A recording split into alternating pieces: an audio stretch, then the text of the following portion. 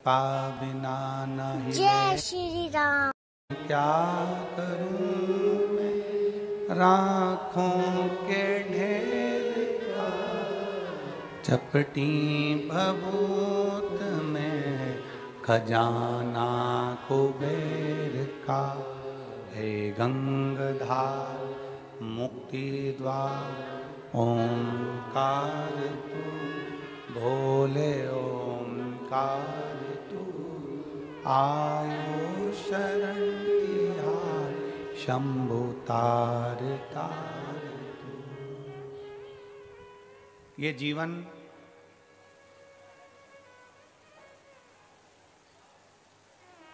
मानव का देह, मानव का शरीर, मनुष्य का ये देह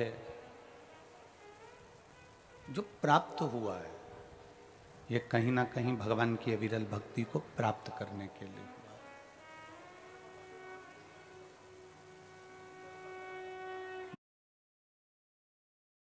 बार बार जन्म लेना, बार बार मृत्यु होना, फिर जन्म लेना, फिर मृत्यु होना, ये तो चलता रहा।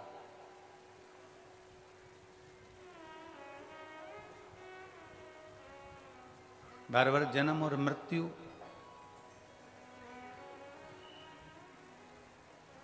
बार बार जन्म और मृत्यु का क्रम तो चलता रहा, पर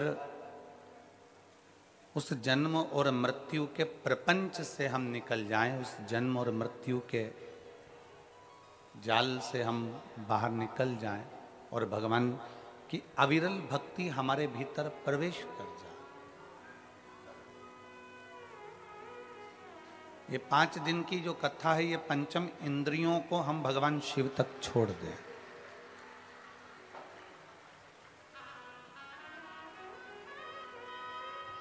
ये 5 दिन की कथा में हम भगवान शंकर की विरल भक्ति को प्राप्त कर लें।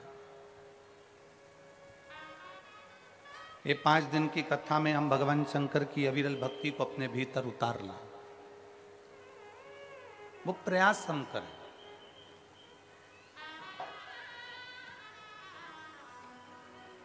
शिव भक्ति हमारे भीतर कैसे आ सकती है?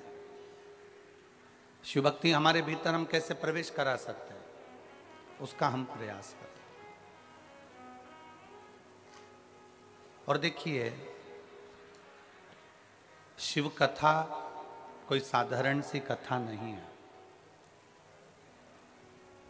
इसमें बाबा आपकी पूरी पूरी परीक्षा लेता है और परीक्षा के साथ में ये कथा सफल हो पाती है, तब ये कथा पहुंच पाती है।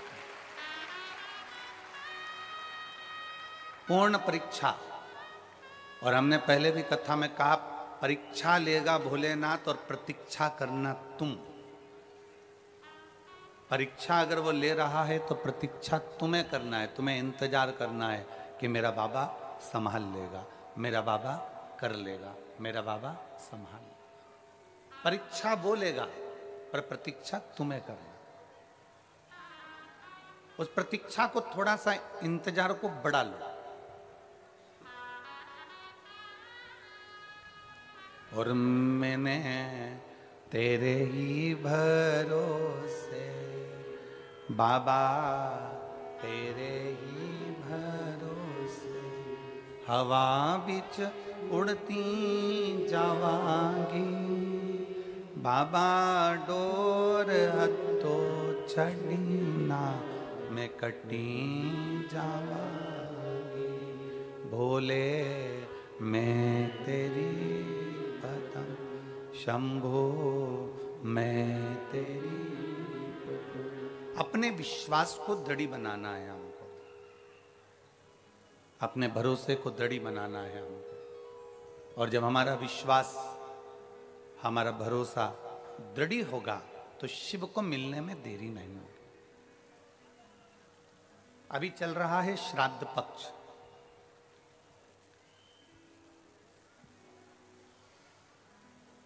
श्राद्ध का मतलब है श्रद्धा।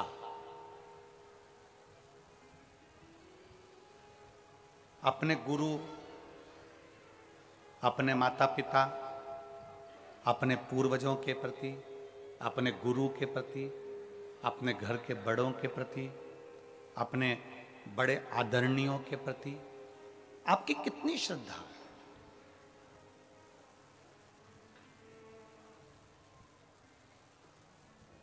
दुनिया के लोग कहते हैं कि अगर हम पितरों का स्मरण ना करें तो हमारे पितर रुष्ट हो जाते हैं।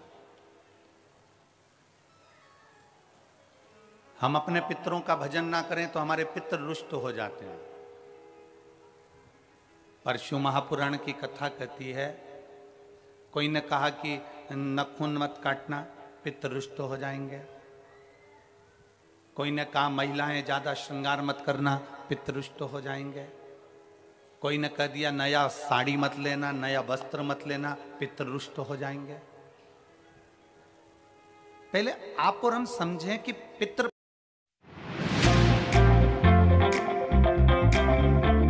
छोटा सा, शायद धमतरी जिले के लोगों को भी आश्चर्य हो रहा होगा कि इस छोटे से गांव में कथा कैसे हो गई। ये सोचने वाला विषय। पूरे धमतरी जिला वालों को, पूरे रायपुर जिला वालों को, पूरे दुर्ग वालों को, पूरे भिलाई वालों को और पूरे क्षेत्र वालों को ये सोचने में आ रहा होगा कि इतने छोटे से क्षेत्र में गुरुजी ने कथा दे कैसे दी। इतने छोटे से क्षेत्र में उसका केवल एक कारण था कि श्राद्ध पक्ष में दुनिया के लोग बाहर जाकर कथा सुन लेते हैं, पर यह वनवासी क्षेत्र ऐसा क्षेत्र है जिसमें लोगों के पास इतना धन भी नहीं रह पाता कि वो दूसरी जाके कथा श्रवण करें, इसलिए उनके लिए शिव पुराण यहां।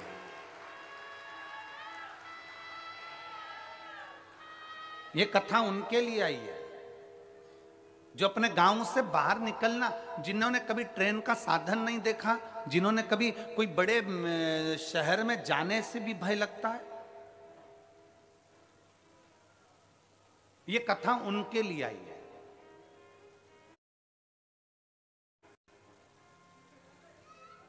और जितने टीवी चैनल के माध्यम से कथा सुन रहे हैं, जितने आस्था चैनल के माध्यम से कथा सुन रहे हैं, आप ये मानकर चलो इस कथा के यजमान आप सब हैं और पूरा ये धमतरी क्षेत्र है। केवल एक यजमान नहीं, इसके आप सब यजमान। इसलिए भाव से, दिल से कथा का तत्व ग्रहण करिए। पितृपक्ष को हम समझें। किसी ने कहा नखून मत काटना, किसी ने कहा नया कपड़ा मत लेना, पितृपक्ष में 16 दिन नए कपड़े नहीं लेना चाहिए। कोई कहे ये नहीं करना चाहिए, कोई कहे मकान का मुहूर्त, कोई कहे ये मुहूर्त, कोई कहे वो मुहूर्त, कोई कहे अच्छा काम करने के लिए मत जाओ, अच्छा मंगल कार्य के लिए आगे मत बढ़ो। शिव महापुराण की कथा कहती है कि पितृ बुरे नहीं होते हैं,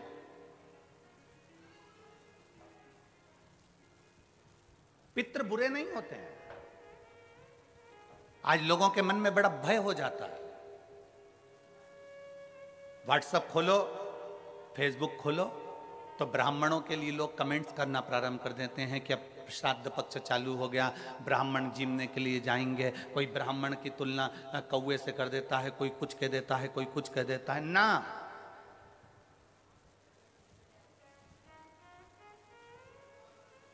गायत्री करने वाला ब्राह्मण, वेद पाठ करने वाला ब्राह्मण, संध्या करने वाला ब्राह्मण की तुलना किसी साधारण से नहीं होती, उसकी तुलना तो स्वयं नारायण और ब्रह्मा से होती है। स्वयं नारायण और ब्रह्मा से होती है। किसी ने कहा कि तुम अभी नया वस्त्र मत लो, पितृपक्ष चल रहा है, नया काम मत चालू करो, पितृपक्ष चल रहा है। श्राद्ध का मतलब क्या है? श्राद्ध का मतलब है आपकी पूर्ण श्रद्धा, आपका पूर्ण विश्वास, आपका पूर्ण भरोसा। पूर्ण श्रद्धा, पूर्ण विश्वास, पूर्ण भरोसा।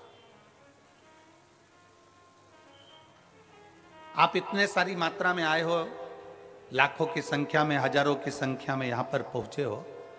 आप लोगों की श्रद्धा है तभी तो आप यहां पहुंचे हो। अगर श्रद्धा नहीं होती तो कोई अपना घर छोड़कर यहां इस वीराने में, इस जंगल में आकर बैठता।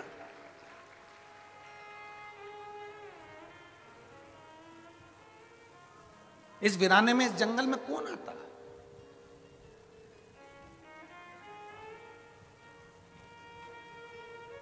जब हम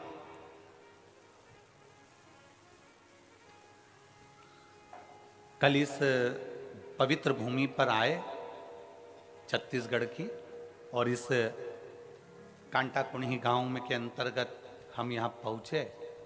जब हम आ रहे थे तो जंगल का रास्ता था, ना इधर मकान दिख रहे थे ना उधर मकान दिख रहे थे, और हमें जो लेकर गाड़ी चला कर आ रहे थे कृष्ण कन्हैया सारथी, हम उनसे पूछ रहे थे कि गांव है कि नहीं है। हम उनसे बात करते करते आ रहे थे, तो हमारे कृष्ण से रथ चलाने वाले से हमने पूछा, हमारे सारथी से हमने पूछा कि गांव है कि नहीं है। कहा गुरुजी है।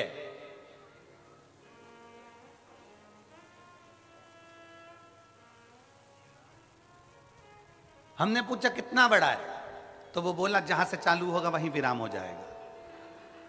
हमने कहा ठीक है। आज सबसे बड़ी प्रसन्नता का विषय इस भूमि पर यह है कि इस भूमि से मेरे राम अयोध्या चलकर निकलकर लंका के लिए गए थे, लंका के लिए गए।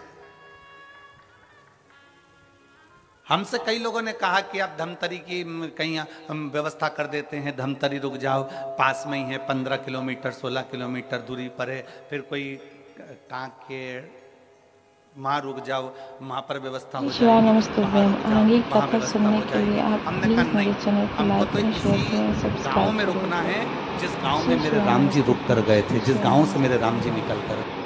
जय श्री राम, जय श्री राम। नमस्ते।